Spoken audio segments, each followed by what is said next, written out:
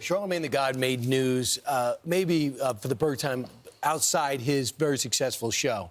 I thought when he was interviewing Joe Biden and he said, you know, if you don't vote, he asked him a tough question. Biden didn't like it. And he said, well, you know what? If you don't vote for me, you ain't black. Mm-hmm. And he's like, and you saw him take a double. Excuse me?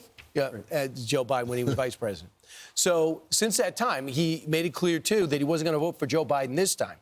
And then Kamala Harris, who they've been friends with when she was a DA or Attorney General out in Florida, California. When she went in, he went all in. Mm-hmm. No doubt about it. He also expressed chagrin when he saw Joe Biden, who he knows called Donald Trump Hitler and a fascist that would ruin the country and end all elections, shaking hands and explaining pleasantries in the White House. And now his surprise continues to grow. He's wondering, how sincere were you when you said that?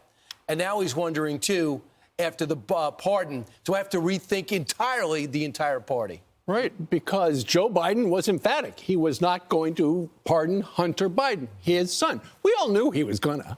Charlamagne knew he would, but nonetheless, he had a great soundbite yesterday, Charlamagne did, and we're going to play it for you, about how essentially Joe Biden has blown up his own party.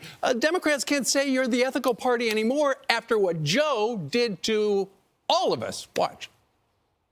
Hunter was singled out because he broke the law. He was singled out because he had an illegal gun and tax evasion charges, not because he was the president's son. And I just want Democrats to stop acting like they are on this moral high ground politically when they have shown us they're not, you know, whether it's skipping the primary process when Biden stepped down and things like Biden pardoning his son. Stop acting like y'all the pure party and Republicans aren't. And it also shows me elected officials can do whatever they want as long as they have the political will and courage to do it. Yeah, I don't know if he was convinced he was going to pardon him because Joe Biden kept saying, obviously, over and over again, he's not going to pardon him. I think the bottom line is that they ran an entire election based on norms and that Donald Trump was going to destroy all type of norms. If you got him back in office, then democracy was at peril, and that he was going to overturn the Department of Justice.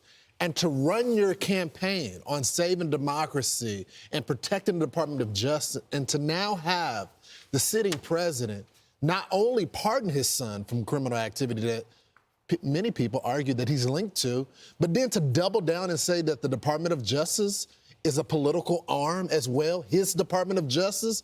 I mean, he's using Donald Trump's talking points after campaigning against Donald Trump's talking points. And I think that's what Charlamagne is pointing to. Now, don't get me wrong. Charlamagne is a progressive. He's going to be Team Democrat throughout the election, but once the election is over or before the election, then you'll see him criticize the party and tell them things they need to check themselves on. Well, I think what we heard from Democrats the entire election, one of the reasons I think Donald Trump did so well, is because they told us how much we should hate Donald Trump and how what Donald Trump was saying was completely false, that the DOJ was not being weaponized for political reasons, and that how could you say that you're against women's bodies?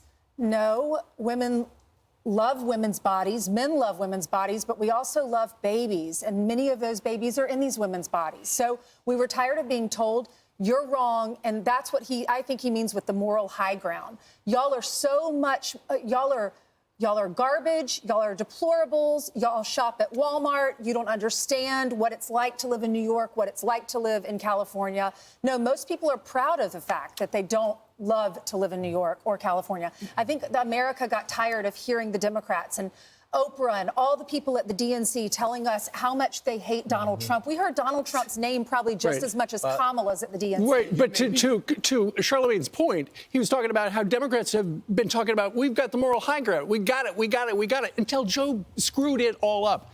There's an op-ed in the New York Times today, of all places.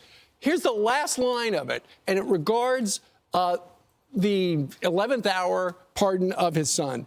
The New York Times writes, what a degrading finale for Biden's feeble, forgettable, frequently foolish presidency. Well, that's the New York Times. But here's the deal: they're still sticking with it. I was watching a clip of The View yesterday, and Alyssa Fair, who maybe she wants to be a Republican again, was criticizing the Democrats now and saying, "Look, he lied. Biden lied." Mm-hmm. And Whoopi looks at her in response to her and goes, be careful with that word lie. I mean, what? What are we supposed to call it? He changed his mind. Did he let's just be careful with this. That is why I watch the Faulkner Focus. Right, Again, smart. perhaps. I'm going to just say I have something profound to say, and I think it's going to be really important, and I owe you. Here it is. Yes. For the longest time, everyone said, what's going to happen to the Republican Party when Donald Trump's gone? It's all about Donald Trump. And I think that the Republican Party said to themselves, at one point, yeah, you're right. Instead, the party has a bunch of people that want to continue what Donald Trump's doing. The real problem is the Democrats. Democrats, what are you going to do when your whole party is based on fighting Donald Trump? And you lose. Yeah. And you lose on ideas, and you lose with demographics, and you lose in the battleground states, and he gains in 49 of 50 states, even in urban areas. And everything that you've been saying has been disproven and unheard by the uneducated masses. So Democrats, ironically, will have a harder time getting over Trump than Republicans. And that's why I believe other networks are trying to give Trump a chance, because they tried not giving him a chance, and the only thing they lost was viewers. Yeah. The Democrat brand is broken right now. They've got to figure out something new and exciting, because right now the shiny thing is Donald Trump. He's already arranged a brand new cabinet. He's ready to go on day one, already getting some results from his threats with terrorists and whatnot.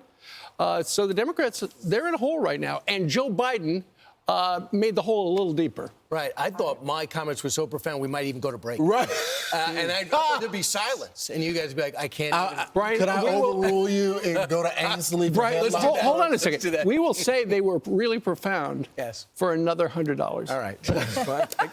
What about 50? We're going to be filthy rich at the end of the show. I never have cash either. Steve? That's a 50. Something to say? I'll take that. Steve, go ahead. Say it. That was profound, by the way, what you said Thank you earlier. very much. I'm Steve Ducey. I'm Brian Kilmeade. And I'm Ainsley Earhart. And click here to subscribe to the Fox News YouTube page to catch our hottest interviews and most compelling analysis.